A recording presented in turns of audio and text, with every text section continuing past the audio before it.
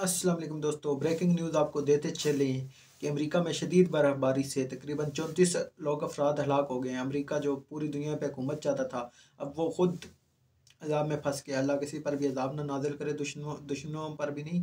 पर अमेरिका आजकल फंस गया बहुत बुरी तरह से। और अमेरिका में शदीद बर्फबारी जारी है। अमेरिका ने सारी दुनिया को अपनी मुट्ठी में करना चाहा था, पर नहीं, अल्लाह को कुछ और ही मंजूर था। अमेरिका पे अजाब आन पड़ा और अमेरिका पे शदीद बर्फ़बारी हो रही है, लगातार होती जा रही है। और फ्रांस में कुछ लोग निकल आए हैं, वो मुसलमान नहीं हैं, और वहाँ पे जलाओ गिराव हो रहा है। फ्रांस तो वैसे कोई भी सोशल मीडिया आपको इस बारे में नहीं बताएगा। फ्रांस में ये जलाओ गिराव कौन कर रहा है? फ्रांस के अपने ही लोग। मीडिया हमें तो सिर्फ वो तो यही दिखाते हैं कि मुसलमान जलाओ गिराव करते हैं, पर नहीं, अब वहाँ के लोग खुद ही वहाँ पर जलाओ गिराव कर रहे हैं। तो मेरा चैनल मोनेटाइज हो जाएगा, उसके बाद मैं आपको वीडियो भी दिखाऊंगा कि किस तरह से वहाँ पे जलाओ घिराव हो रहा है, क्योंकि अभी तो मुझे पता नहीं है कि मोनेटाइजेशन में, क्योंकि वो वीडियो देखते हैं यूट्यूब वाली पूरी, वो देखते हैं यार ये वीडियो में किधर से आई, ये किधर से उठा कर लगाया। तो मैं आपको फ़ोटो शोटो दिखाऊंगा जब मेरा चैनल मोनेटाइज हो जाएगा।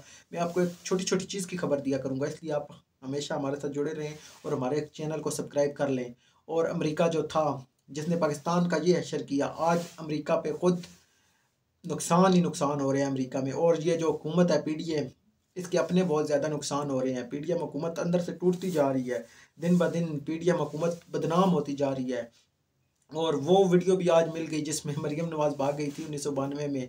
तो उसके बारे में हम इतनी ज़्यादा डिटेल में बात नहीं करना चाहते, क्योंकि हम किसी के घरेलू मामलात में नहीं बात करना चाहते। और पाकिस्तान में क्या हो रहा है आजकल, ये लोग तो पाकिस्तान को निचोड़ के ना लीमू की तरह उसका जूस निकाल के पीना ही शुरू कर दिया इन लोगों ने, थोड़ा सा भी नहीं छोड़ा। और मुलाजमीन को जो कॉन्ट्रैक्ट पे थे उनको ख़त्म करने की तजवीज़ दी जा रही है। जी हाँ, जो लोग कॉन्ट्रैक्ट पे मुलाजमीन कर रहे हैं उनको फारिग करने की तजवीज़ जारी कर दी गई है। और चौधरी परवेज़ इलाही ने पूरे 7 शहर इमरान खान से मांग लिए। वो इमरान खान जो किसी को चाय के साथ बिस्किट नहीं देता था, क्या वो इमरान खान चौधरी परवेज़ इलाही को 7 शहर देगा अगले इलेक्शन में? आप लोग इस बारे में भी अपनी भी राय दें कि क्या काफ लीग को इमरान खान के साथ मिलकर लड़ना चाहिए। यहाँ पर आपको एक बात याद रखनी होगी कि पंजाब में परवेज़ इलाही की हुकूमत होने के बावजूद, चौधरी परवेज़ इलाही की हुकूमत होने के बावजूद भी इमरान खान के कहने पर एफआईआर नहीं दर्ज हुई। आप लोग क्या कहते हैं? चौधरी परवेज़ इलाही ने कई जगह पर बहुत सी बोंगियाँ मारी हैं, बहुत सी जगहों पर उसने इमरान खान को ब्लैकमेल करने की कोशिश की, बहुत सी जगहों पर उसने इकरार किया कि उसके साथ रिटायर्ड जनरल बाजवा उसके साथ थे। उसका नाम लेते ही मैं रुक गया। चलो कुछ नहीं होता, अब तो रिटायर हो गया, जान छूटी। अब अगले को क्या होना है, अगले को भी हम कहते हैं अल्लाह हदायत दे हाफिज़ साहब को और मुल्क के लिए अच्छा सोचे। जुल्म के पहाड़ तो उसी तरह अभी भी सीनेटर नजीम स्वाति पर और बहुत से लोगों पर ढाए जा रहे हैं। रुका नहीं जुल्म अभी तक। हम तो समझ रहे थे कि आज़ाद हो गए हैं हम, पर पता नहीं, सिर्फ जंजीरें ही बदली गई हैं मेरे ख्याल से। तो आप लोग क्या कहते हैं कि हम आज़ाद हो गए हैं या सिर्फ जंजीरें बदली गई हैं? इस बारे में भी आप हमें कमेंट में बता सकते हैं। तो अमेरिका की तो आजकल बुरी हालत हुई पड़ी है। पाकिस्तान पे हंसने वाला खुद आजकल दलदल में फंस रहा है। और जिसने पाकिस्तान की तरफ मैली नज़र से देखा, इंडिया ने देखा था 1965 में पाकिस्तान ने क्या हालात कर दिया था उसका। और जो भी हमारे मुल्क की तरफ बुरी नज़र से देखता है, हम लोगों की बद्दुआएं उसे लग जाती हैं और वो तबाह बर्बाद हो जाता है। अमेरिका के लिए दुआ नहीं करनी चाहिए या करनी चाहिए, क्योंकि 1945 में इसने नागासाकी और सीमा पर बम गिराकर तकरीबन तकरीबन 10 से 20 लाख लोग जहन्नम वासिल कर दिए थे। मतलब वो मुसलमान तो नहीं थे, क्या कह सकते हैं उस बारे में। बड़ा दुख होता है उन लोगों के बारे में सुनकर। मतलब जिंदा लोग थे, इंसानियत तो होनी चाहिए थी अमेरिका में। अमेरिका ने बताया दूसरा शहर था, ये वाला शहर खाली करो जापान को, पर धमाके दूसरे शहर पर कर दिए। कितनी सियासत खेलता था अमेरिका उस ज़माने से, और आज दिन तक वो सियासत खेलता ही आ रहा है। और वो सियासत इस दुनिया में ही उसके काम आती है, आखिरत में काम नहीं आएगी। अभी भी अमेरिका लगातार तेल इकट्ठा कर रहा है। नहीं तो सऊदीया तो बहुत आगे निकल जाना चाहिए था, पर सऊदीया आगे ना निकलने की मेन वजह यही है कि अमेरिका तेल इकट्ठा कर रहा है। अब दुनिया में सबसे ज़्यादा जिसके पास तेल है वो अमेरिका है। अमेरिका ने बहुत ज़्यादा तेल इकट्ठा करके दुनिया की सुपर पावर बना हुआ है। सुपर पावर तो मुसलमान किसी मुल्क को होना चाहिए था, पर मुसलमानों में खुद खराबियां हैं हमारे। अब जो वज़ीर आज़म हैं, वज़ीर आला हैं, अगर वो ईमानदार होते तो आज पाकिस्तान दुनिया की सुपर पावर होता। इसकी पाकिस्तान की सुपर पावर ना बनने की वजह पीछे अमेरिका और हमारे अपने मुसलमानों के अंदर खोट और चोर और चक्के और नाम निहाद मुसलमान हैं। अगर हम नाम निहाद मुसलमान ना होते तो आज हम दुनिया में राज कर रहे होते। हम लोगों ने कई अरसा दुनिया पर राज किया। हमारा जवाल का वक्त उसी वक्त आया जब हम लोग नाम निहाद के मुसलमान हो गए। हम मुसलमान दूसरे मुसलमानों को काफर कहते हैं। हम मुसलमान फिरकों में बिट गए। हम मुसलमान अगर इस तरह बिटते नहीं, इस तरह तकसीम नहीं होते, सच का साथ देते, झूठ नहीं बोलते, जो रास्ते हमें कुरान मजीद में बताए गए उन पर चलते, नमाजें पढ़ते, रोज़े रखते, तो आज ये हालात हम मुसलमानों के ना होते।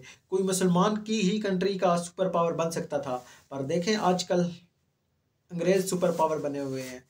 तो मेरी आज की वीडियो इतनी थी, यही बताना था आप लोगों को कि जब तक आप अपने आप को नहीं बदलोगे, अभी मुझे कहीं से 100 रुपये मिले या 1 लाख या 2 लाख पड़ा हुआ मिले तो मैं भी उसमें बेईमानी करने में नहीं पीछे हटूंगा या नहीं हटूंगा। भाई लालच आ जाती है मुसलमानों में, अब लालच कूट कूट कर भरी हुई है। किसी को 1 करोड़ रुपए दो, आप 5,000 रुपये में लोग वोट बेच देते हैं, ईमान बेच देते हैं, झूठी कस्में खाते हैं, झूठे वादे करते हैं।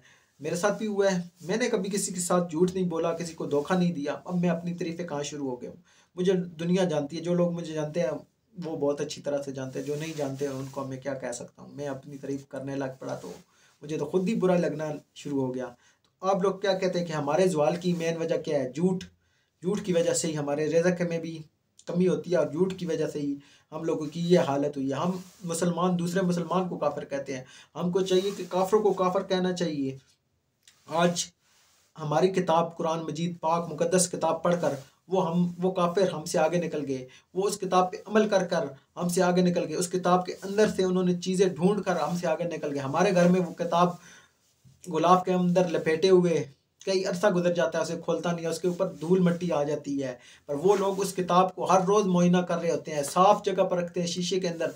हमारे घरों में गुलाब के अंदर पड़ी होती है और उनकी लाइब्रेरियों में जाएं तो कुरान मजीद पढ़ा होता है इंग्लिश तर्जमे के साथ, और वो लोग देख रहे होते हैं कुरान मजीद को। उन लोगों ने कुरान मजीद से बहुत कुछ सीखा है, हम लोगों ने कुछ नहीं सीखा। हम लोग तो अब कुरान मजीद को खोलने से भी रह गए हैं पीछे। और हम लोग अरबी में कुरान मजीद को पढ़ लेते हैं, बस पढ़ लेते हैं, ख़त्म करा देते हैं, दुआ करा देते हैं। इसलिए नहीं, हम उसको समझते नहीं है, सोचते नहीं है, हम उसका तर्जमा नहीं करते।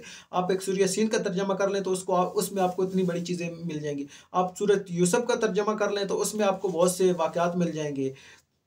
अगर आप सूरत यूसुफ का तर्जमा कर लें तो आप हसीन से हसीन लड़की से भी बच सकते हैं। पर आज कल के लोग आप देखें किस तरह लड़कियों के पीछे जा रहे होते हैं। आज अगर हम लोगों ने सूरत यूसुफ तर्जमे के साथ पढ़ी होती तो कोई भी मुसलमान लड़की के पीछे नहीं जाता, कोई भी लड़की घर से नहीं भागती अगर किसी लड़की ने वो सूरत यूसुफ पढ़ी होती। किसी लड़की ने सूरह यासीन कुरान मजीद का दिल है। अब मैं इस तरह की बातें करूंगा तो बहुत से लोग कहेंगे कि ये इस्लामी टच दे रहा है, इस तरह व्यूज़ लेगा। तो मैं इस तरह, मेरा कोई आइडिया नहीं है कि मैं आप लोगों से इस तरह से व्यूज़ लूँ। मैं बस आप लोगों को बताना चाहता हूँ। मैं खुद बहुत ज़्यादा शायद गुनहगार हूँ आप लोगों की नज़रों में, अल्लाह की नज़रों में, अपनी नज़रों में। मैं अपने बारे में भी नहीं कह सकता कि मैं बहुत ज़्यादा नेक हूँ या इस तरह से कोई आलम दीन हूँ, कुछ भी नहीं हूँ। मैं बस जितना मुझे आता है उतना मैं आपको बताना चाहता हूँ। बस मेरी आज की वीडियो इतनी थी, बहुत ज़्यादा हो गई है वीडियो। आइंदा मैं हर रोज़ आया करूँगा और हर रोज़ आपको काम की बातें बताया करूँगा। अल्लाह हाफ़िज़।